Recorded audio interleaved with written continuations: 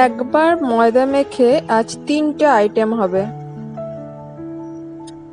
প্রথমে নুন দিচ্ছি, এটা একটু কালো জিরে, আর গেল জোয়ান, সাদা তেল, এটা একটু বেশি দিতে হবে যাতে খাস্তা হয়, তার জন্য দিয়ে ভালো করে মেখে নিতে হবে। এটা ছাতু নিলাম, পেঁয়াজ, রসুন, আদা, জোয়ান, নুন, এটা একটু আচারের তেল দিয়ে এটাকেও জল দিয়ে মেখে নেব। এবার প্রথমে পরোটা হবে, এই যেরকম পুর দেওয়া হয় ওই ছাতুটাকে এর মধ্যে পুর দিলাম,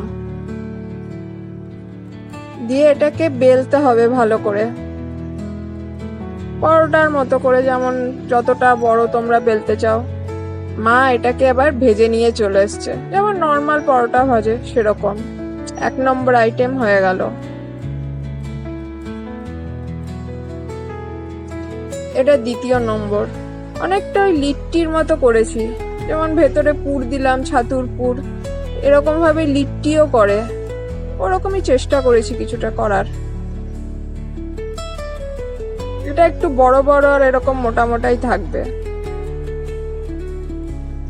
ব্যাস, তারপর ডিপ ফ্রাই, এটা হলো 2য় নম্বর। আর এটা হচ্ছে 3য় নম্বর, নিমকি। নিমকি তো সবাই জানো তোমরা কিরকম ভাবে করতে হয়, এটাকে যেভাবে ইচ্ছা সেভাবে কাটা যায়। আর এই যে এটাকেও ডিপ ফ্রাই করতে হবে। ব্যাস হয়ে গেল একবার ময়দা মেখে 3টে আইটেম।